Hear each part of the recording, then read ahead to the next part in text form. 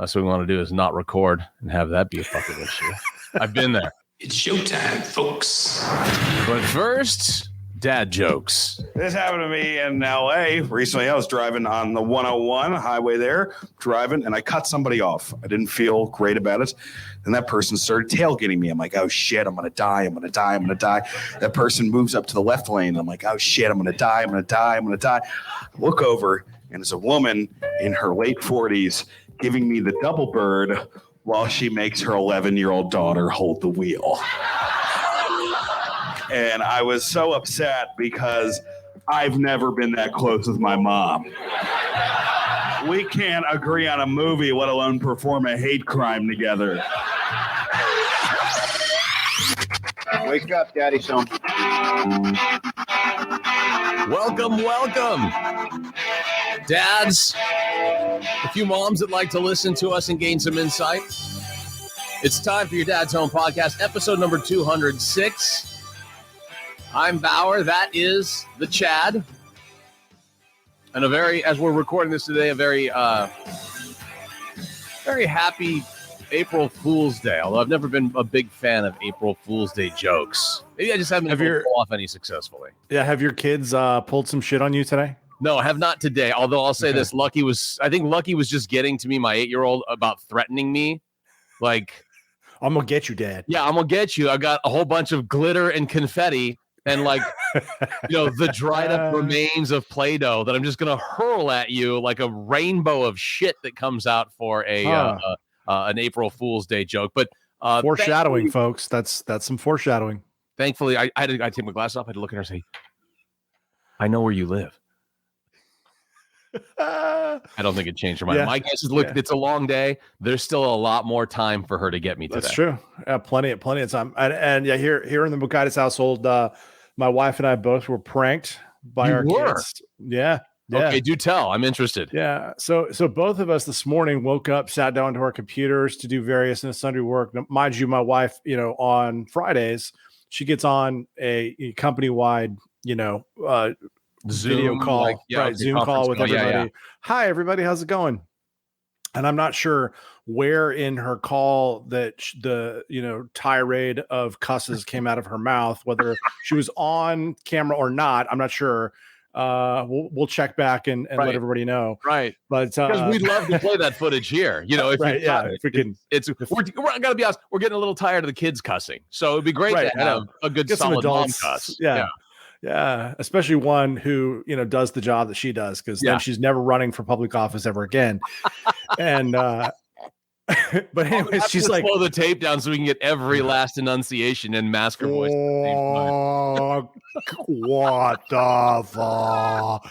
Shit! That would be fantastic. That would be fantastic. So what our kids did was they put tape on the bottom of our mice, like our mouse, our computer mouse. That's a solid one. Yeah, dude, totally right. I mean, it's simple, it's funny, but yeah, the best thing was my wife's reaction. She's like, did it run out of batteries? Is it not connected? What the fuck? So she spent, I'm sure 30 seconds, 45 seconds, whatever, trying to figure it out. Computer mouse, not like you guys have pet mice and then they just tape the pet mice to the desk. Okay, gotcha.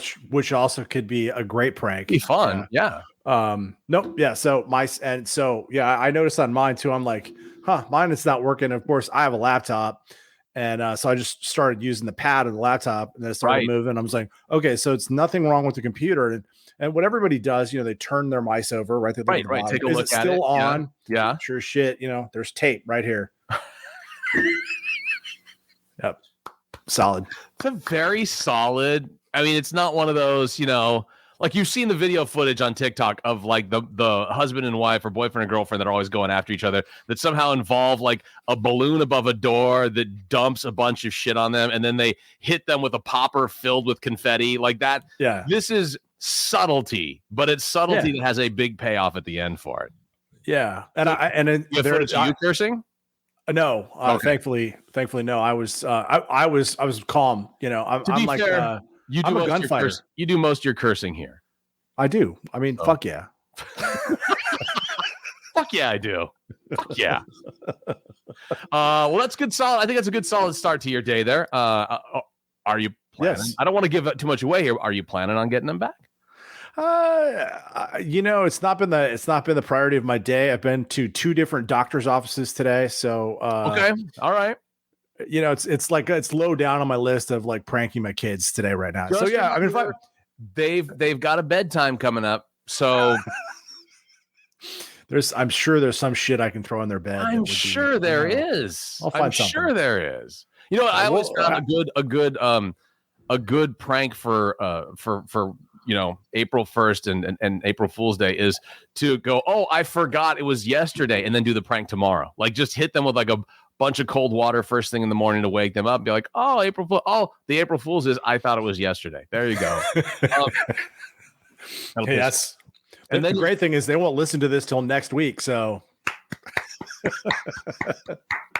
any updates that you have, and by the way, if you film any of it on your phone, done. Just want to see it. I just want to see it. That's all. All right, let's start off with the cocktails we're enjoying here this afternoon. Mine's very simple. It's just I went after such a long week and not getting to bed until very, very late last night because I put on the finishing touches for a Mount Rockmore that'll be coming out tomorrow, paying tribute to the Foo Fighters drummer who passed away at the beginning of the week. So I took a little time in the delay process of getting the Foo Fighters thing pulled together. I spent all last night getting it. It will be out tomorrow. We're recording this on a Friday, so it'll be out on Saturday. But that said, it was a long night. It was a very long day today. And I'm just straight up scotch and ice. That's it for me here. Yeah, just a little bowl. Yeah. Yeah. So in day 172 or whatever the hell today is, I have myself one of my favorite tequila drinks, and there's 2, ladies and gentlemen. There's 2. You're double fisting. Yeah, and there's a story. So this is a Paloma. Pretty simple drink. It's grapefruit juice or grapefruit soda, which is the difference between the two. Tequila and lime juice. And I had a fancy one the other day at like some foo-foo restaurant. It was really good. They added something else into it. I racked my brain. I searched the internet, couldn't find the ingredient this morning. So I was like, you know what? I'll just do a taste test between grapefruit soda. Hence the 2. Okay, I got you. And grapefruit juice and Topo Chico together, which is kind of gives you that grapefruit soda. Okay, so you're saying that. So the one is soda, the other one is grapefruit juice and Topo Chico with it. Yep. Okay. What tequila is lime juice? All right. So now if we're and by the way, when you say lime juice, bottled lime juice or fresh squeezed lime juice? Fresh. Yeah. Well, actually, and so what interesting what I did there too is switched them as well. So the grapefruit juice has fresh lime juice in it. So it's like the fresh, like, frou New York $27 drink. Right. And the other one is the $8 Kansas City, Missouri drink, right? It's, cheaper ingredients. So do you have an answer for us? Do you want to wait till the end of the show? What's your we'll go now, ladies and gentlemen. The winner is all right, here we go. Drum roll, please. Yes. It is the grapefruit juice, fresh grapefruit juice, fresh lime juice. All right, so the $27 drink is what you're recommending above the grapefruit soda. You can make it at home for $8. Let's be honest. Charge your friends $27, make some cash on the weekends. Yeah. I would say you either got to plan on going out to get the grapefruit juice and then make sure you can always use them for mimosas the next day if you want to do something like that. But if you've got it around the house, congratulations to you. And you can't have, in my opinion, any drink with tequila that doesn't involve fresh lime juice. You can't have that stuff in a bottle. You can't have. It doesn't do the same thing for me. Just like when I have my margaritas, I don't like the frozen margaritas so much. I like them on the rocks, and I don't like them with the sweet and sour to it. Just do the lime juice, and if you can, I like it the way Tommy's makes it in San Francisco, which is that you just add in a little bit of the agave syrup, and that's it. Simple. Yep. But much better tasting, and it doesn't give me one of those sore stomachs that you get because of the stupid sweet and sour that they put into that shit. Amen. I'm dead set against that crap. Yes. This is just pushing me further to you and I having to do a cocktail book for the dad's home. That's what I'm going. You mentioned that last week, and I'm thinking, I'm gonna have to bring it every week now. I'm gonna have to come up with some drinks. I'm kind of making my way through all my favorites. Yeah. I got a couple more weeks here that I've got some originals that are mainstays in the house that I'm going to throw down with, and then after that I got to go to the book and start making some shit up. So start creating some stuff out there. I always like that too. I like to create themed stuff, like looking and seeing, when it's horse racing time, Mint julep season. Yeah. Do you go that direction, or do you? I try to find names that are kind of off of the race horses or similar to the race, something that kind of ties in that way. Because I'm not a big mint julep person.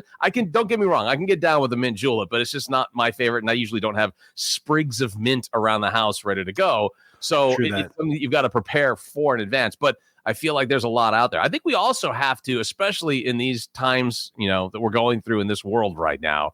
I love myself a good White Russian. It's a top-notch drink for me to have. Going back to the old Lebowski days, I almost think we have to say the dude. Yeah, I think we have to either start calling it the dude or the Lebowski, because I think the White Russian doesn't necessarily go over well in this day and age with what's happening in Ukraine, right? So yeah, you might get a Hellfire missile in your tailpipe, if you know what I mean. All right, so dads, if you're listening, what are you referring to as the White Russian now? You come up with a different name for it. I think the dude would just be a perfect. I mean, Lebowski, it's hand dude, in something hand, like that, right? Yeah, you could certainly do the Lebowski. I think the dude sounds cooler, and unless there's already a cocktail called the dude, which I hope there's not, that would be my choice for it. But amen. If you are indeed changing the name up, please let us know at Twitter at the Bauer Show, or the Bauer Show, at the Dad's Home Podcast. The other one is the Bauer Show one. But he was up late last night, folks, and still trying to desperately get drunk here this afternoon. So, so horse racing season too. My favorite drink is Thunderstorm Butthole, which is named after one of my favorite racehorses. I'm sorry, I've never heard of that. Yeah, Thunderstorm Butthole, great racehorse. Yeah. Also, I bought him for the record. This is just my personal. Also a fantastic adult movie. I mean, the acting was. It was. It was. I don't know why. I don't know why it didn't get an Oscar nod. I'm still confused by that. But I think it's honestly, it's the stupid old Oscars. It's the old white man. Oh, we can't use butthole in the title of a movie. That's probably what caused it. This is probably some asterisks. Maybe they could have done that. Put some asterisks in there. Hey, they put the ass in asterisks. They do.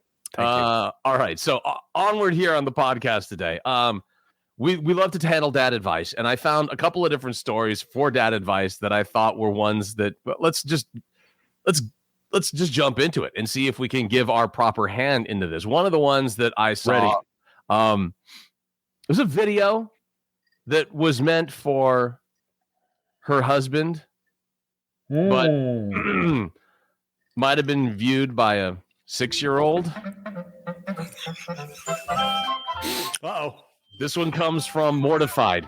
Mortified says, my husband and I have a healthy sex life. We often send each other videos of ourselves. Well, we got the kids an iPad, and while setting it up, I didn't realize that it synchronized the pictures and videos from my phone to the iPad. My 6-year-old daughter watched a video of me using toys. I am more like G.I. Joes, or I don't think so, Chad. I think less Star Trek action figures, more rabbit, more animal shapes. Okay, yeah. Maybe an Amazon rocket ship. Probably not an action figure that sounds like when it's being used. Probably. I don't guarantee. I'm just guessing here. Just guessing here. Going out on a limb. I am mortified and feel like the worst parent. I haven't talked to my daughter about this yet because I've been trying to process it and find the right words. Help me, mortified. Help me, mortified. Oh, my mortified. Dear mortified. Dear mortified. Dear mortified. This would be a great lesson to teach your 6-year-old in about 10 years when she's got her phone. Remember that time? This is why you don't do this. This is why we've learned this. This is a teaching moment. Is what. All right, now, Chad. This is clearly something our parents didn't have to teach us because this was not the day and age for this said activity, if you will. What do you say to mortify outside of the laughter? First of all, is there anything you can say? I kind of think you just got to let it be. You gotta look. We were joking around about it. On a serious note, really, it is a teaching moment because there's the whole this internet thing. I tell my kids this all the time. Anything you make digitally, anything that you record digitally, anything you send to your friends, as much as you may think, oh, it's just me and my buddies, me and my girlfriends, whatever. No, it is not. It is out there. Somebody else has it. Even conversations you have in your house. If Amazon is listening, Amazon has that shit. So if you and your wife talk dirty, you can bet there's some pervert at Amazon who is like banging it to that. He's jerking it to that for sure. Yeah, and so, listen, I don't mind. That's why I keep 3 Amazons in my bedroom, because I don't mind putting on a show for the folks at Amazon. I figure, they haven't unionized yet. They need a little show. Why not? Let's do it. Okay. Honey, let's see. This is scene 4, take 37 of Thunderstorm Butthole and action. She's always wondering why I'm describing in detail what I'm going to be doing to her, what I'm doing to her right now. She's like, why? It's just you and me. Why do I have to know? I'm like, oh, if only you. I know. Only you knew. But seriously, it really is. So if she's wanting to talk to her kid about this, like, okay, mommy made a mistake and I put something out there that I shouldn't have. Again, but it seems like, and I could be wrong in this, so far from what I've gathered, is it didn't put it out there. It wasn't like she loaded it up to OnlyFans. Near as I can tell, I don't know what she did afterwards or what her husband did afterwards, but it sounds like it was a text message video, a text message video that was sent on some level. So that was meant. That was just meant for mommy and daddy. The theory still applies. Anything you put out there will be seen, found, shared, whatever. So, had to go from one phone to the other. That just doesn't happen magically like Harry Potter. Right. Yeah. So, I mean, if you're going to do anything serious with this, that's what you do. Is you say, okay, it's a lesson. Yeah. And beyond that, though, we all just have to laugh hysterically at that. And here's how mommy was wrong. Let me tell you how mommy was wrong today. Let me explain how that happened. Well, and actually, Bert Kreischer has a great joke about this, where he is talking about porn and the kind of porn that he watches, and he thought, here he is in the bathroom alone, right, or in his closet or whatever, watching porn, and he's flipping through his phone looking for something to beat it, right, and he's some incredibly gross, like Asian girls who like to put plungers up their ass or out, whatever, of course, I've seen that website, right? Who hasn't? Right. And so he comes out into like the bedroom and his wife is sitting there and he goes, Asian girls with plungers? And like apparently it had been broadcasting the porn that he was looking at on his phone to their TV in their bedroom. So there you go. It's entertaining. It's a fantastic show. Yeah, it's a fantastic joke. Whoosh. First of all, Plungers Long Time is a great website. I'm a member, have been since its inception. No, that's exactly it. And that's like this, at least that you're not, until the 6-year-old walks into the room, you're fairly safe with that front. But I think you're right. This is where you've just got to say, it's a simple one. This doesn't have to take a lot of explanation. You're at a loss for words, mortified. Don't worry about too many words you're going to have to use with your 6-year-old on this one. Yes. I messed up. We don't do this thing. This is a prime example of why you don't want to do what mommy did here. Now, can I make a sandwich? Yeah, right. Exactly. And mommy and daddy love each other very much. Very much. As you can see here. Here's the video proof. Now, what you're seeing mommy do here is just for daddy. That's it. Just for daddy. Yeah. Just for daddy until we love each other. That OnlyFans account going, in which case that's how we're paying for this is how we're paying for your college, honey. This is how we're doing. when you walk across that stage getting your diploma, I want you to think it's paid for by mom's toys. Forget a scholarship, honey. We got you covered. We call this the Adam and Eve scholarship. That's where we got this one from. Congratulations. Good for you, honey. You're going to be a fantastic doctor. You're going to be the best doctor. All right. Oh, mommy. Oh, mortified. It should be a simple conversation. It should be a simple conversation. You can also send that to us DM on Twitter. Right. Just in case you wanted to be absolutely more at Dad's Home Podcast. And I promise we won't share it with anyone. Not at all. We will certainly not play it here on repeat. I'm not going to put a television behind my back here, but I'm saying it could happen. We could. But if I were to put the television, to do that, yeah. All right. Another request for some dad advice, if you will. Not more dad advice, just kind of a theoretical element here. The Pixar movie Turning Red. I don't know if you guys have watched it at the Bukaitis household. We here at the Bauer household. I think we're on about 57 or 58 times. Okay. All right, watching the Pixar movie Turning Red, which is about a girl who's a teenager. It's one of the first ones I've seen. Usually, most of those Pixar movies feel like they're about younger kids. This one, a teenager, and the Pixar movie Turning Red has made waves lately for reference to periods, a depiction of teen rebellion, a focus on Asian characters. But the movie also offers a poignant reminder that teens and tweens tend to pull away from their parents. It's part of the whole thing. This kid wants to go to this concert with a boy band.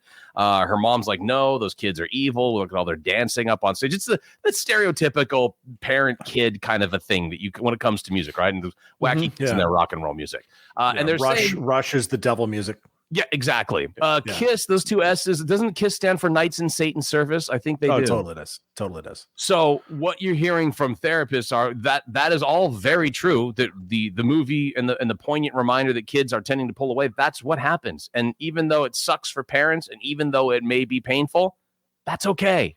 That's what's supposed to happen, according to Christine Coe in the Washington Post. She says a key milestone for teens is the shift from relying largely on parents and on family members to turning to peers, which I got to say, that does suck. When that happens, like you've been it for them for 13 years, 14 years. And when that starts to shift and they're like, you can just drop me off here. There's no need. You don't need to. Yeah. In fact, if you just drop me off the corner, that would be awesome. I'm going through this right now. Are you? Times three with that's a good point. At all at different ages, though. That's the other part of this, right? Yeah. So and the truth is the oldest one is probably the least amount of like drifting away just because I spent so much time with her with softball. Yes. But the other two, like literally, and COVID contributed to this as well. But it has been a seismic shift for me in the relationship that I have with my kids. And it's hard as a parent. And I'm thinking about this and I sympathize with that movie and that story because it absolutely is real. And the quicker that we get to the point where we're like, okay, that's what's happening here. It's not me. It's just nature. The quicker we can continue to drink by ourselves in the basement and cry.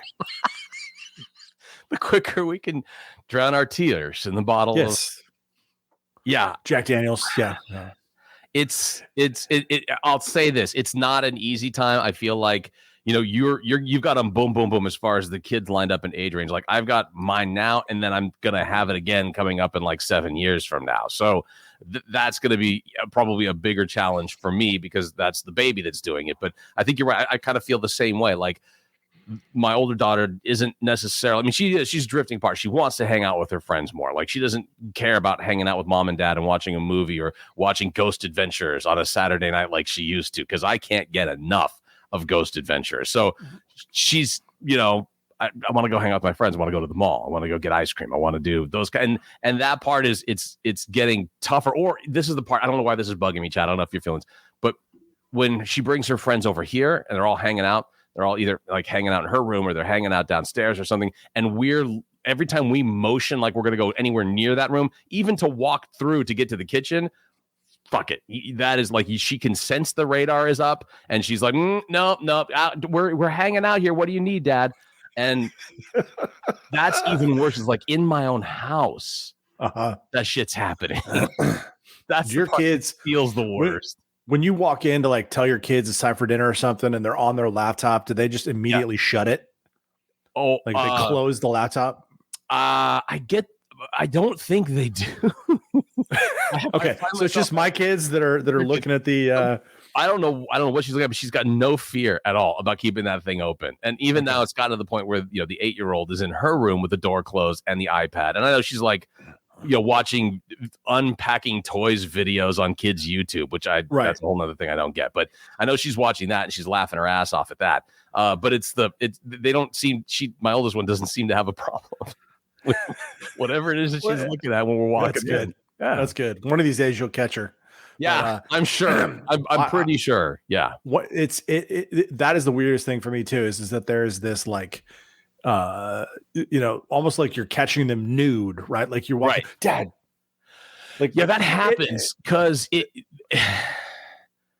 I've gotten there's certain squeaks in the house, like right before her room door. Oh, Yeah, and you're like, oh, God, it should have been a half an inch to the left. God damn it! And she's like, what? You know, she just yells out. She knows you're there. That's awesome. But it's not like it's something like don't come in. Like there's nothing like hold on, let me get him out the window. It's none of that kind of stuff. None of that. Oh, she's just like she's doing what this article suggests, that it's a natural thing that kids are drifting apart, and that's what it is for me too. It's the same thing in this house. It's just the girls are becoming their own people, right? Yes. And to do that, they need that independence and that room to figure out who they are. Yeah. And you as a parent have to be like, okay, I trust you. And by the way, they need that fucking door closed for whatever reason. They absolutely do. It's gotta happen. And it sucks. And I'm like, as long as you don't lock it, we're all in good shape. We're all happy on that front. And that's so far you've been the case. But you're right, like all of those elements, the physical side of it, like it started a couple of years ago when she was just hanging out in her room more than hanging out with us. And we fully expected that's the pulling away part. Fully understood everything leading up to now. It's just, it's emotionally tough. Oh. And that's why we drink. That's exactly why we drink. I don't want to talk about my emotions. I just want to drink them away. We can only hope to be the super dad we're going to be talking about here next. A super dad that has gone worldwide viral, and a super dad that I just want to say, fuck, dude, leave some for us, okay? I know, fuck that guy. Honestly, dude, stop making me look like an asshole. Right, now we got to live up to your shit now? Thank you so much, dude. We'll talk about him and why we're impressed and jealous, and at the same time want to punch him in the throat. That's coming up next here at the Dad's Home Podcast. Stick around.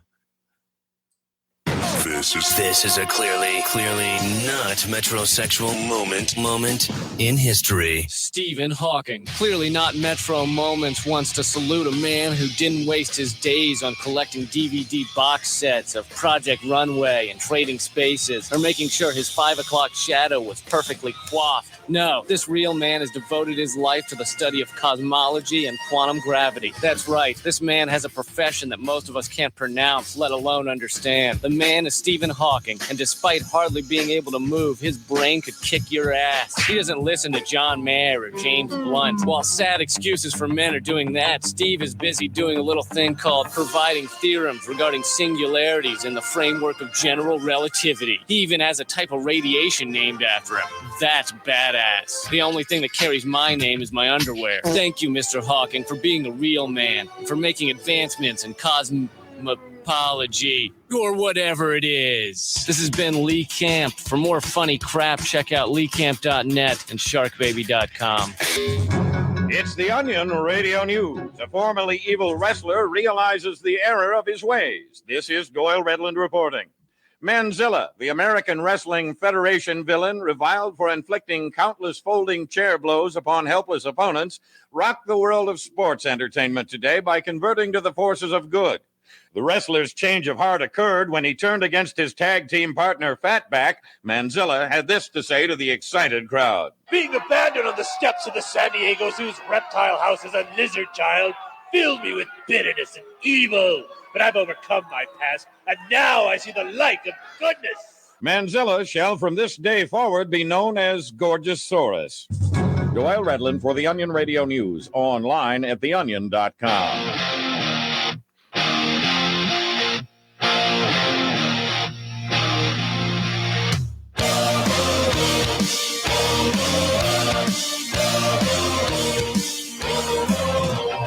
Welcome back to the Dad's Home Podcast. I'm Bauer. That is the Chad. Chad, in addition to the alcohol that we enjoy drinking here, we enjoy reading about good parents every once in a while. We have our worst parent tournament, and we'll be having, I believe, 3 entries. Yes. Oh, some solid entries this week. Some doozies, and if I may say, even trying to comb through those and pick out the 3 that I feel we can use, like there was a plethora of really shitty parenting that came out this week. There is video of the one mom that was beating the shit out of her kid in the kitchen. Did you see that one? No, actually. So I will tell you, I went to go look at that right when you sent it, and they had already taken that shit down. Oh my God. It was so yeah, I'm sure somebody was like flagged it. I was like, I don't want to watch this. And I don't blame them. I mean, it just was the idea that beyond, somebody like, videotaped that, like, fuck and that. get this. This is the other part. I'll just kind of I'll just briefly run you through it. So the mom, it's like from the perspective of somebody holding a camera in the kitchen, while the kid, who couldn't be more than 4 or 5 years old, and the mom is sitting down, and she's a big woman, and she's yelling, "Who the fuck is this?" on this phone, like a picture of somebody on the phone. I don't know. She's yelling, "Who the fuck is this?" to the kid, and the kid's like, I don't, it's just somebody that, at my school. And she grabs the kid by the hair, pushes the kid down on the floor, like smacks the kid around. And I'm like, what the fuck is actually going on here? And then at one point, just as she's smacking the kid in the back of the head, somebody, the dad, the boyfriend, the brother, I don't know who, comes running into the kitchen, who's holding the phone, running into the kitchen and pushes that woman out of the chair down to the ground and starts yelling at the rest of the kids to call 911. And the mom is going, yeah, because of the way he's treating me, look how violent he is towards me. And clearly it was, back to how she was disciplining this kid. It was insane. And I'm like, that's shitty parenting, 100%. That's somebody who would probably win the worst parent tournament. But I couldn't watch it after watching the first 45 seconds of it. I'm like, fuck this. I don't want to see any more of what's happening in this video. I don't want to know what happened to her, other than she should be in jail at this point. I'm hoping that whoever was videotaping was that like, okay, I'm gonna get some evidence of this bitch beating kids because I'm tired of this shit. Did. That had to have been it. Yeah. I hope to God that's what it was. That wasn't some like, hey, check out this crazy ass bitch. Let's film some stuff and be internet famous. Part of me has to believe that video is being entered into evidence right now. Oh, so I sure fucking hope so. That's let me guess. Was it out of Florida? I mean, you know what? I don't I'm asking for a friend. Just asking for a friend. It was certainly, the two places I usually go are, is it in Florida or Germany? And they were speaking English. So I'm going to say Florida on this one. Florida. I don't know for sure, folks, but that's the direction I'm going on. If you live in Florida, that is your reputation. All I got to say is fix it. It's up to you, not us. Yeah. It's up to you. Well, we'll just cut you off the fucking face of the country and let you flow out. That'll be good. I lived in Florida twice. I'm never going. After the first time I said I was never going back. I'm never going back there. And did you get hit in the head in between those two? Like somebody I did with unemployment. And so then I had to find my way into in Florida. But that said, never even applying, never going back, like pretending it doesn't exist for the most part. It's there on that part of the country, but it's got some nice parts. It really does. Yeah, but there's beautiful. that whole middle part that is right. Like, really, folks, really? And it's the people. I mean, I'm going to say it. The landscape there is great. Forget the alligators and all that shit. The people there make me not want to go back. Yeah. And I think that's fair to say. And if you've been to Florida, you probably know some of those people who I'm talking about. Yeah.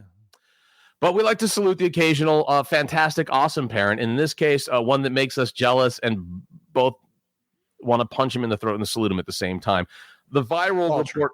Yeah, a 31-year-old woman. In case you haven't seen this online, you should watch it. I learned about it first from my wife and then found all the stories about this entire viral video that went out. The 31-year-old woman has shared a now viral video that her father still sits and waits for her on the train platform whenever she's forced to take a late train. And the video, she compiled all these videos for years now of dad waiting to pick her up, waiting for her at the train station on these late trains, saying that her dad is the definition of a true gent. The post racked up more than 1 million views and thousands of comments from viewers who said the sweet video reduced them to tears. Some women also took the comments section to share the various ways in which their fathers still care for them, suggesting many men take their role as dads seriously, which that's one of the things I hope for all the fun that we have here and laughter that we have here. I think that's one of the things that you and I, Chad, are 100% on board with, is that this is a serious job. And that this is a safe place for us to come and laugh, have some chuckles, certainly judge other parents. And then at the same time, salute these parents who are doing it right, these dads who are doing it right. And her saying, thank you for always swiping in and waiting for me on the platform when I get a late train home. The video is a supercut of various clips Sophia filmed at the train station. In each clip, her dad flashes a big smile and then leans in for a hug as she's exiting the train. I mean, it's consistent. He does it the same way every time and has for years. And people are responding like crazy. And for him, to that dad, I say, we salute you 100% in this. And fuck, dude, I feel like already I'm at a gap in my what I should be doing for my daughter every single time that there would be a video. If you think about it this way, from a dad's perspective, think about, especially in this day and age, we were talking earlier about the mom who sent the dirty video of her sex toys that her 6-year-old saw. Think of how we all are and how we use our cameras these days, how much video footage we take. And we didn't used to be able to do that. We didn't have a camera, a high definition video camera that just sat in our pocket all the time. So think about that when you're thinking about what you're doing as a dad and what your job is as a dad. Just imagine if you're doing it right, that video at the end of your life or at the end of when your daughter or son get married, that video of them thinking what was the most important thing that you did for them, what that video would look like. Is it going to be just 2 scenes, or is it going to be something much more, a giant montage that if shared online makes everybody on the face of the earth go, wow, that's a good guy. Yes. Yeah. Be that guy. Yeah. Definitely be that guy. Let's all not be Will Smith. No. Let's all be that guy. Yeah. Really, yeah. Parenting, like you said, serious job. Right. And it for me, it's something that I know when I started having kids, it was like, man, I gotta be here. I gotta be present for my kids. And that for me that's been the driving force and continues to be for me, is just be present, right? Whenever they need me for whatever it is, I'm there. And especially as a father figure, there's tons of research that says, hey, if a dad is in a kid's life, it makes a big difference. And it always breaks my heart too when I see people who don't have that, or have friends, right, that don't have a dad in their life. I try to be a surrogate as best I can. The same way we were talking about last week, where you guys are the parents for that kid that lives down the street. Yeah.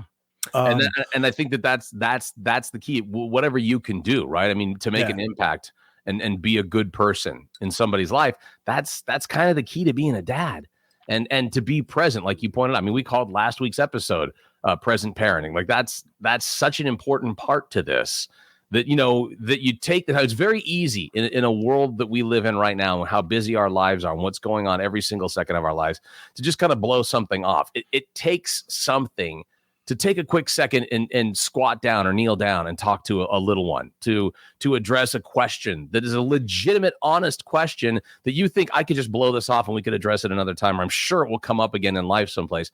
But it takes that presence, that ability to really focus and take a second and say, okay, I can take a pause in whatever it is that I'm doing and address this now. That's the kind of presence we're talking about. It takes some effort, but the payoff is absolutely amazing. And that's the thing that I don't know some of these parents get. Like when I talked about the kid from down the street who comes over, to sit down and look her in the eye and talk to her for a little bit and realize she probably doesn't get that a whole heck of a lot, is something that I feel like it doesn't take a lot out of a parent's day, a person's day, period. And yet it adds so much to someone's life.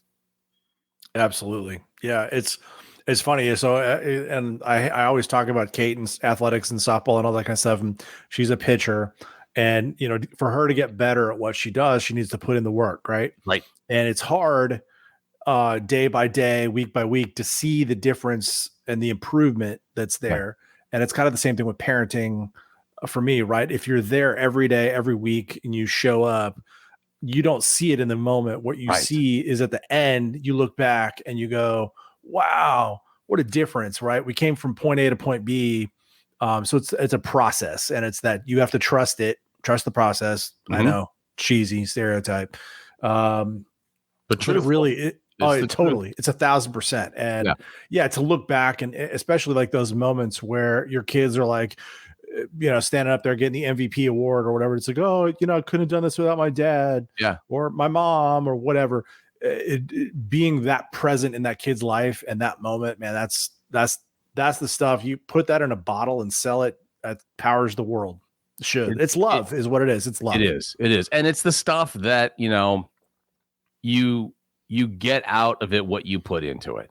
Oh, 1,000%. At the end of the day, that's it. And so by taking those moments, by being present like that and letting them know that you're present there too. It's more than just being, it's letting them know that when they've got something that just seems, like it doesn't mean anything to you. It means something to them, and you're showing them, I recognize that in you. And so I'm going to take a couple minutes here to legitimately hear everything you have to say and answer any questions or whatever it may be. That presence makes a huge difference. And you're putting in the time that there will be a payoff later on for. And that's the thing that, regardless of what that payoff means to you, it's going to be out there. And at the end of the day, you're going to feel better about it. And maybe it is a little bit of, your daughter still remaining close to you, even though she's technically a teenager and supposed to be growing apart. She's still tight with you because you've given her that. And I think that's the thing that dads who aren't present need to realize. And it's something that you can change. It's something that you can evolve into, certainly, but it's something that if you haven't done it yet, you should start doing it now, especially when they're younger. Let them know how present you can be. You'll see where that trust and where the elements of being present have a payoff down the road for you. Yeah, you never know when today is the last day either. That's a good point. So it is never too late to start that. Actually, it's funny. We just listened to Have a Nice Day. Yeah. You know what I'm talking about? The Billy Crystal. Mm-hmm. So folks, if you haven't listened to it, Billy Crystal has a thing. It's like a audio book kind of thing. It's a live reading of a story. I don't know, play. I don't know what you call it. Audio play. But it's about being present. It's about, fathers, daughters, parents, fantastically funny. Mm-hmm. But it's all about this very thing. And so, yeah, it's really interesting. We're talking about this and like that good parent, good dad thing. Yeah. And that's kind of what that story is about. It's really, it's I was driving in a car this week and little tears streaking down my eyes, thinking about my own kid, my situation like that. I'm like, okay, so now you're present. I'm fine. I'm not crying. You're crying. Thanks, Billy. Fucker. Yeah, thanks, Billy. Thanks for doing that, man. Yeah, again, it's just there's no feeling like it when you do it. When you're in that moment and you feel. I mean, again, we talked last week about how a lot of dads don't. I enjoyed changing diapers because you get the face-to-face contact with the little one there. You get that intensity of being right there. You're getting the smiles, the laughter, everything that comes along with it. I loved that part of it. And again, it's just keeping that in mind throughout the entirety. As present as you can be, as present as they need you to be. That's what our role is. And this dad being there literally every time she got off a late train and her having video footage of that to capture just so she could remember it, so she could have it. So it meant that much to her. What will your video look like, Dad? What will that look like when it's all said and done, when it makes its way onto the internet or, heaven forbid, at a funeral, whatever it may be? What is that video going to look like for you? That's where I think you have to really kind of take that time to self-reflect and figure out what that's going to look like for you. And this guy, I mean, he's a global hero today. He's also spreading the word of other dads who have done fantastic things for their kids. And again, it doesn't require a lot. It requires you have to burn some calories. You have to sweat a little bit. You have to do that in a time where it's not easy to sweat. But the payoff is going to be absolutely immense. Amen. All right. So amen, brother. That said, sometimes parenting doesn't go the way you want it to go. No. Sometimes you try as hard as you can. And sometimes you read a lot. Sometimes you're doing all kind of research on how, you read the What to Expect When You're Expecting book. You're learning about they need to cry it out in order to, kind of be able to get independence, if you will. If you run in there when they're crying and having a fit, that's not a good thing. We hear all of those kinds of things as we're parents. Some of the ones that you hear nowadays might lead your kid to respectfully look you directly in the eye and say, okay. Okay. Might. We'll find out why. Okay. Could have to do with your parenting measures when we come back here at the Dad's Home Podcast. How many times has this happened to you? You are playing golf with your buddies, having a good time, then bam, you slice a tee shot into the woods and it ends up behind a tree. I mean, that's not fair. That's sand in your mangina. But your day is not ruined, my friend. I'm Sergio Garcia, and this is Sergio Garcia's Mangina. Sergio Garcia's Mangina will softly and discreetly clean sand, divots, or any other coarse hazard right out of your mangina. It is guaranteed to refreshen you and make your round seem more fair. Roll into a fairway bunker? A quick spray takes the tricks away. Too many dogleg lefts that don't play into your crappy slice? Spritz away the tears before they stain your sundress. Mud on your ball? Treat yourself to a mangina rain shower. Never again let a tricky golf course come between you and your masculinity. Not with Sergio's mangina. My mangina's April fresh, but it also smells like bacon. Thanks, Serge. From the makers of the Tiger Beat Me Again tampon.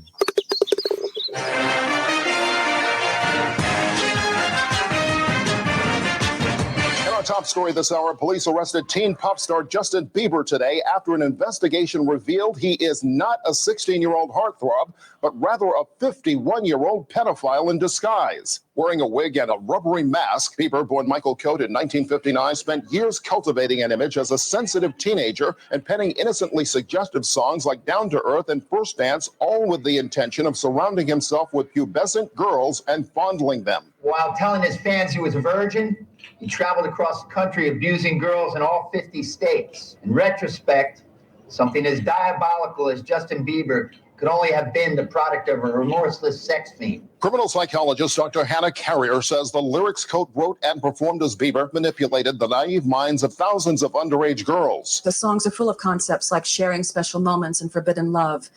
These are fairly standard tropes among active pedophiles. Just thinking about how Justin Bieber's mind works gives me chills. To maintain his cover, Coate created an elaborate backstory, enrolling in a Canadian high school and hiring a heroin-addicted prostitute to pose as his mother. Coate was able to avoid widespread suspicion until earlier this year when this photo was posted on TMZ, showing what appears to be Bieber's face peeling off during a concert in Lafayette, Louisiana. And yesterday, the police investigation uncovered rare footage of Coate performing in his home without his Bieber disguise. Don't tell me I ran out all time. It takes the rest of my life.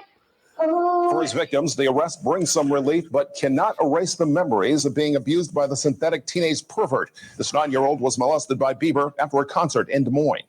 I told him I had to go because my mom was waiting, but he grabbed me and told me I was a special angel.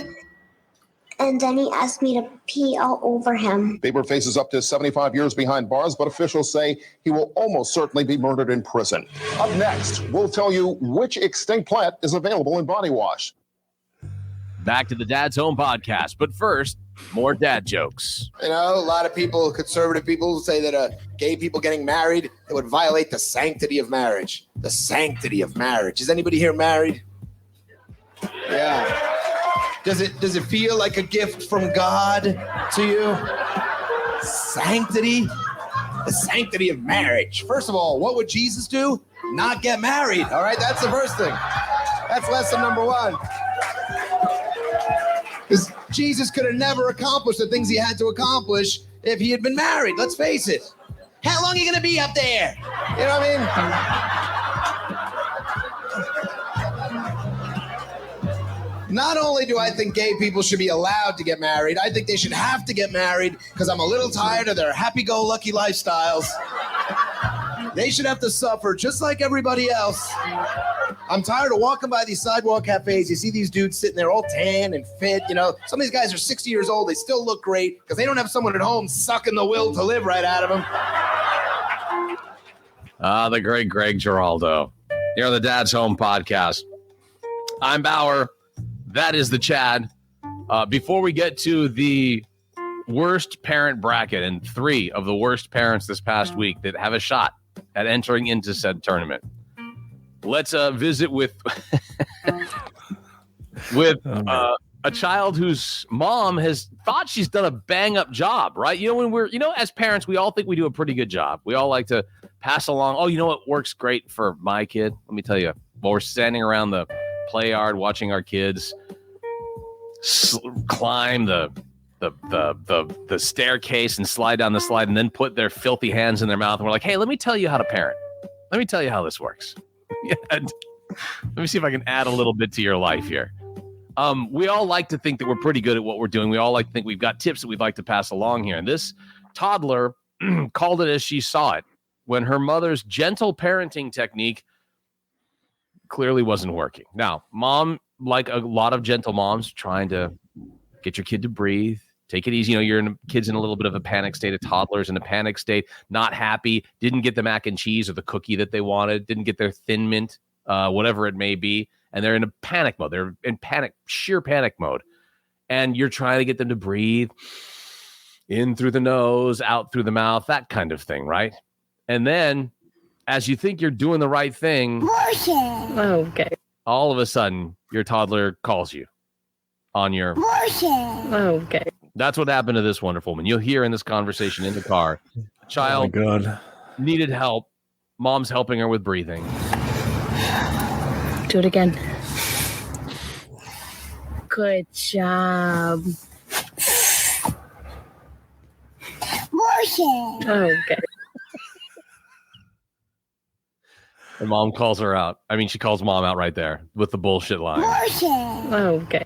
Yeah, all that breathing in, breathe out stuff, it is Bullshit. 100% bullshit, Okay. mom. Come on. And even the mom knew it. You hear that in her she's completely resigned. This. You're right. You got me. Yeah, I know. They said to try it. I read it on page 158. It is. You're correct. That's right, honey. We tried it. We tried it. Bullshit. We gave it a shot. Also, I thought we do dad jokes here, as we did there with Greg Giraldo. We had Dan St. Germain on earlier. I thought we would get to a little. I always have trouble pronouncing this guy's last name. I'm not a big basketball fan, for starters, but he's probably one of, if not the best basketball player in the NBA these days. And I'm just going to call him Giannis. And I'm saying that because I finished my bourbon. So he broke out a dad's joke book at a press conference. And just for funsies, to start off the press conference. Let's open up with a joke. What do you call a cow on the floor? Anybody know? Ground beef. That's good. And then he throws the book down. Ground beef. That's what you call it. First of all, I have never watched a press conference with Giannis. As I told you, I'm not a big basketball fan. I hope he does that at every press conference. If he doesn't, he should. Yeah, why wouldn't you? I mean, he killed right there. I mean, you heard the audience. He had him in the palm of their hand, too. Crushed it. He knocked him out. He killed there. I mean, he should be doing dad jokes at Caroline's in New York City. Hey, I was gonna say that's what I was just gonna say. I was like, get him a spot, man. Get him a set. Totally catch your stand up on stage. Somebody's got to want him. It's Giannis. First of all, I don't know if you've got a mic stand big enough for Giannis. Any comedy club, you have to have one of those big, crane operated ones to get the microphone in front of his face. But that would be fantastic. I would pay to see him do some dad jokes. I totally would. I absolutely would. Him sitting, especially if you set it up like a press conference. You set it up like he's like at a press conference and doing that. That'd be fucking fantastic. Am I wrong in this? Maybe is this my next act though? Could I do this? This could be my shtick.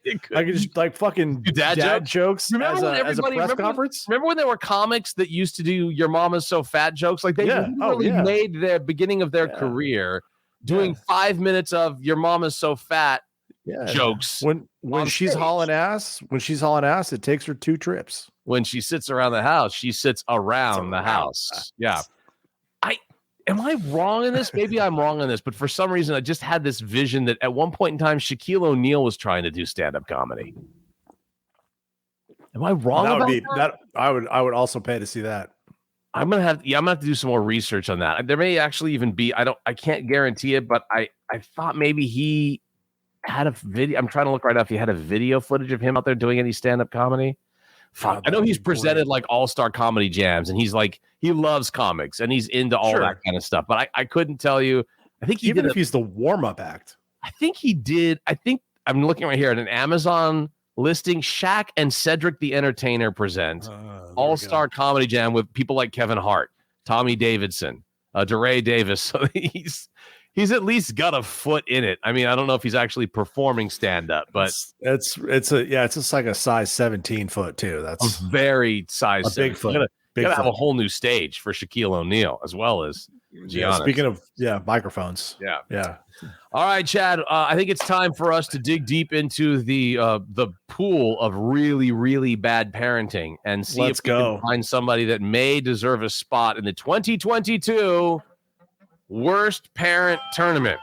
Now we've already gotten, I believe, 5 entries so far. This will be our 6th entry to the tournament here. Well, and yeah, so we're in real life IRL. The Final Four is right around the corner. Yes, right? yes, it is.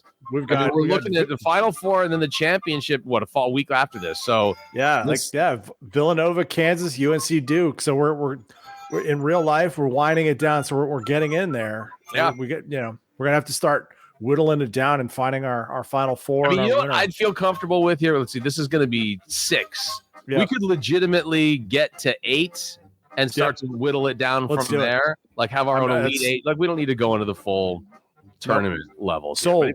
That's it. 8. All right. 8. Okay. All right. So we know. Here we go. Are you ready? How we speed that process up? Maybe we put in 2. Maybe we enter 2. I don't know. I'm just saying it's a possibility. All right, Chad, what do you got for us? The possibility here for tournament entry into the Worst Parent 2022 tournament. Okay. Yeah. So you remember Venkman, Stance, Spangler, Zedmore, those guys? Yes. Yeah. Did you know there was a 5th Ghostbuster? I didn't realize there was a 5th Ghostbuster. Yeah. So a 38-year-old father of 2. Okay. Threatened to kill his sons, aged 2 and 4. Oh, because he thought that ghosts had gotten into them. But this is after he took 3 magic mushrooms and drank some wine in order to relax. Oh, that's a great combination for when you're watching your 2 and 4-year-old. Right, that's a Tuesday night for me, right there. So instead of relaxing, it created a drug-induced hellish nightmare for him. So he thought his 2 and 4-year-old were possessed with ghosts. Yes. Yeah. I'm wondering if he apparently he, the defendant, the caring father of 2 toddlers. Right. Yeah. Daddy. He became he became concerned that there were ghosts upstairs. And so he went upstairs to protect his sons. However, that when he got there, he got it into his head that the ghosts had gotten inside of his kids. He started shouting at the ghosts in his sons, at which point I'm sure the neighbors heard, called the cops, and they showed up. Oh my God. Yeah. Wow. Well, first of all, I'll say this. I don't feel necessarily, if I'm watching the girls and Kim's not, my wife's not around, I don't feel comfortable like having a vodka tonic just in case something happens, just in case anything could happen where I need to rush somebody to an emergency room or anything could happen. Right. I'm not interested in that, yet alone, let me just take a few magic mushrooms. Yeah. And then wash it down with a bottle of, Zinfandel. Wine. Let's get this going. I'm sure he probably fucking drank the whole bottle of wine too. Oh yeah. Oh, do you ever not? Like for me, if I open the bottle, I'm going to finish it. Right. Because recycling, right? That's got to make it into recycling before it comes on Monday. You know what? That is a proper goal, I think, to finish the bottle to get it into recycling. That is a goal to have. It may be the wrong goal, but it is a goal. Yeah. Okay. Yeah. All right. So that's pretty bad news for a dude who's got his 2 and 4-year-old that he's watching. I know. What the fuck, dude? I'm hoping he's not a single dad. Oh, that'd be the worst. It was unclear from the article. Mom very well could have been at book club, aka wine club herself, so she might have been out. We don't hear in the story. She could have been passed out on the couch next to dad. She very may have had very like 4 likely. or 5 of the magic mushrooms for all we know. Very likely. Yeah. Okay. Good. At least no fentanyl in that house like we've had with other kids. No. Thankfully. No. But speaking of, drugs. Yes. Situations. You've of course, I'm sure growing up, you heard about MAD, right? Oh yeah. Mothers Against Drunk Driving MAD. Yeah. So I'm calling this one Mad Mom. Oh, Mad Mom. Mad Mom. Yeah. This is Mothers Amicable to Drunk Driving. Mothers associated with drunk driving. Right. Yeah. Yeah. So apparently, a Kristen Wiley. Okay. Willie Wiley, a 49-year-old teacher. In, do we know? I'll give you 2 guesses. Florida? You win. Winner chicken dinner. No shit. In Florida. I didn't know. I was just guessing. No, fuck yeah. No. Okay. All right. Good. She narrowly avoided striking a police car as she drove on a Vero Beach street around 2 a.m. Okay. So imagine you're Right. driving home from your party at 2 a.m. Sure. And you got your swerve on, literally. Literally. And there's a cop car parked there, right? Yeah. And pulled somebody else over, flashing lights. Right. Like, you might want to see the flashing lights and slow down. I mean, that's just me. I do that just even when I'm not drunk. I mean, Right. it's generally an indicator from some is. ways away. Like, it doesn't have to be right here. It doesn't have to be close up for you to see those lights, usually. Yeah. Yeah. So she's in her driving along. She gets pulled over by the cops. Yeah. And as they walk up to her vehicle, they spot a kid in the back seat who's A, not wearing a seatbelt, and Oh, B, no. crying. Yeah. Oh, no. And so they said, hey, have you had anything to drink tonight, Mom? And Mom Oh, said, God. nope. Oh, my God. And that's when the kid drops a dime. How could you even ask that? Yeah. The best part of this story is the kid drops the dime on Mom. Oh, and says, nice. Mom, you can't lie to the police. You did drink. Now, how old is this kid? Do we know how old this kid He's is? 9. He's 9 years old. He just dropped. he knows what's up too. That's the brilliant part of this. Well, here's my question. There's a lot to unpack in this. 2 o'clock in the morning that this happened. The 9-year-old kid is with the mom who's drunk. Yep. Was this coming from a bar or was this coming from like a house party? Do you think? House party. No, it talks about a house party. Oh, okay. She's coming home from the house party where she wasn't dragging the 9-year-old to the club. That's good. No, she had a couple of drinks. Oh, okay. Couple of drinks. Yeah. And I'm sure, by a couple, she means like 7 vodka. Right. Whatever. You she was swerved into a cop car. The whole point, I'm sure of the lights is to stay away from that part of the road. Right. Usually. And drive very slowly. Yeah. Usually. Yeah. Not to, hey, I'm gonna plow into those lights. Maybe the kid was in the back seat. He had been drinking too and was throwing up. And she was trying to catch the throw up. Yeah, behind. Right. Makes she sense. was reaching like, "Don't throw up on the upholstery." I have. Not in the drinking part, but I've been known to try to catch vomit before. It's Well, not a good. we talked about it last week, so maybe I'm giving her the benefit of the doubt here. Yeah. Yeah. So anyway, yeah. Okay, So there's number 2. Drunk driving with a child. Drunk driving with a child at 2 o'clock in the morning with the 9-year-old who clearly had seen what mom had been partaking in. All right, good times. All right, so that's Mad Mom. All right, yeah. And for our third and final entry or contestant, if you will. I understand we have a little audio on this. This is I'm calling this the Marlon Perkins dad. The Marlon Perkins dad. This is not that one. No. Marlon Perkins. Is it this dad. one? Is And it if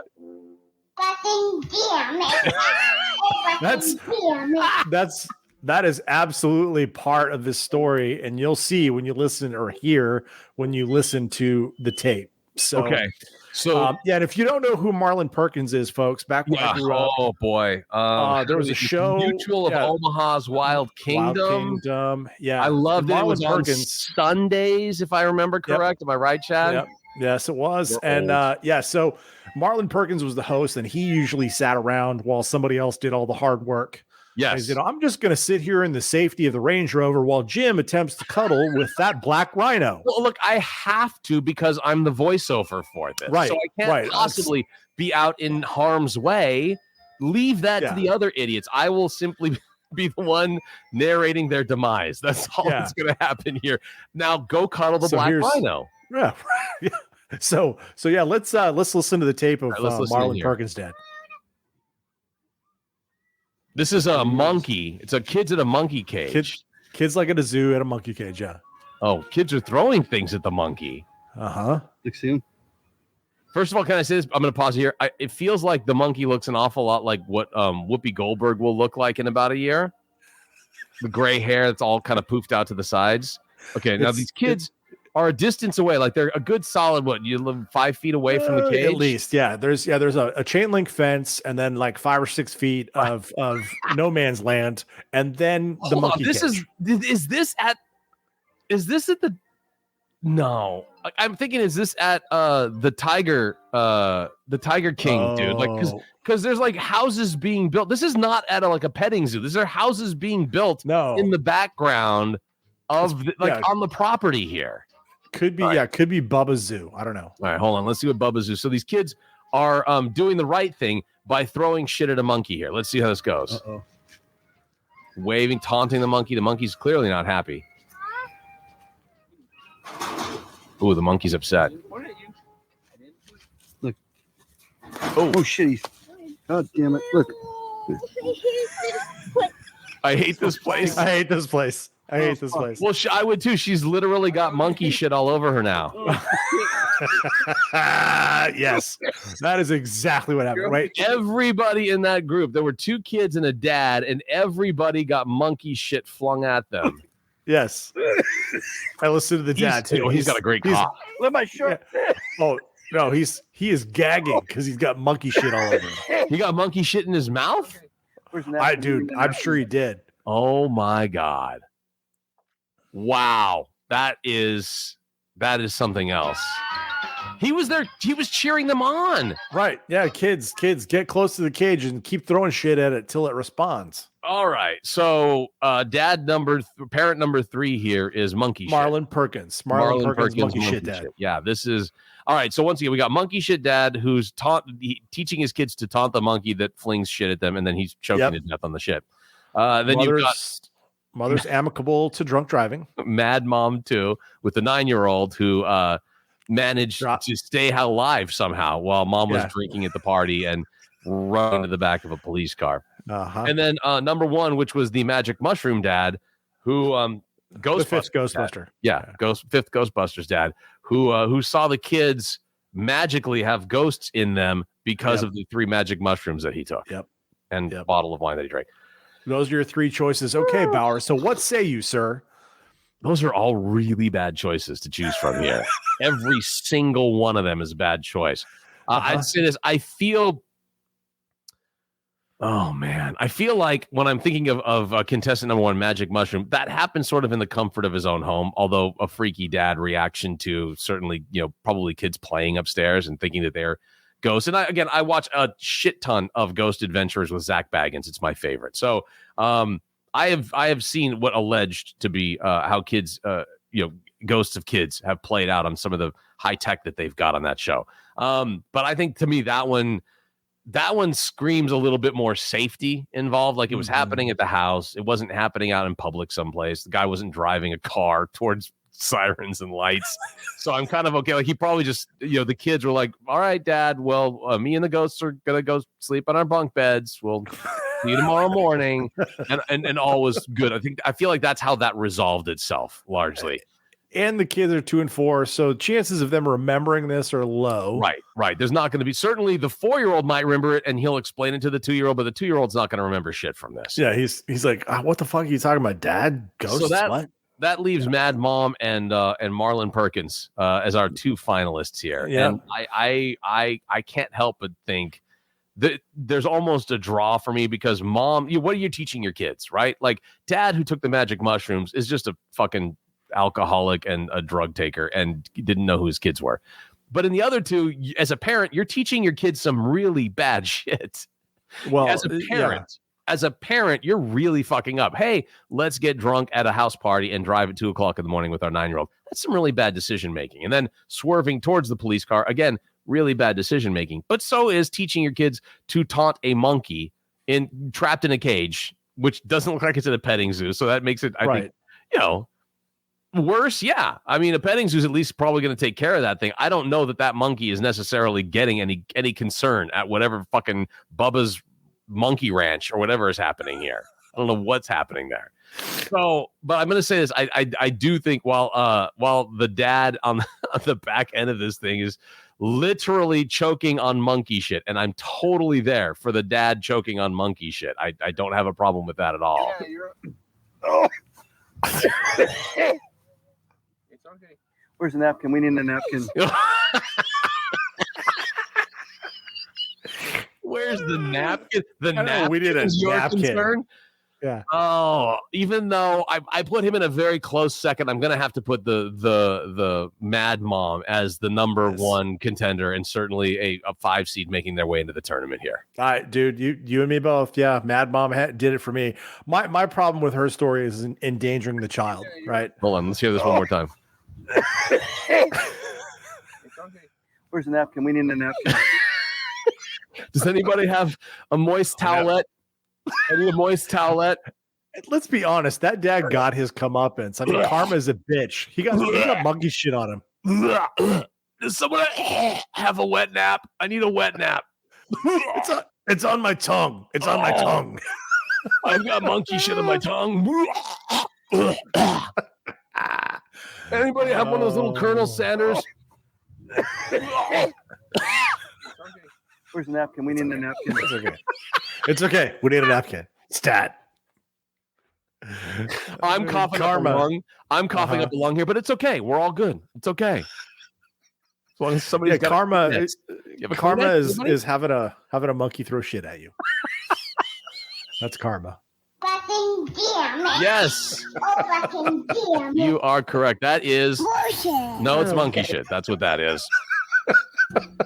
All right, so there's our entry into this week's tournament. Is the mom who did the drunk driving with the kid in the backseat. Congratulations to her for being nominated for the 2022 Worst Parent of the Year tournament. We will have some finality to that coming up here, I guess, pretty soon. If way to go, Kristen. Yeah, congratulations, Kristen in Florida. Look, Florida, I just want to highlight this for Florida. It doesn't guarantee you a spot in the tournament if what you do happens in Florida. But I think the judges are friendlier to people in Florida when this comes up. Yeah. All right, I feel sorry for you. Yeah. And your kid, more than anything else, that poor kid. 9 years old. Jesus Christ.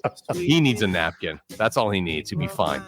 All right, that's it for us. We'll catch up with you guys again next week here on Dad's Home Podcast. Until then, follow us on Twitter at Dad's Home Podcast and check us out at realguyradio.com. Get some of the merch. We got some Dad's Home Podcast merch out there. Sweatshirts, T-shirts, it's all out there for you. Log on to realguyradio.com. Till then, for Chad and myself, see ya.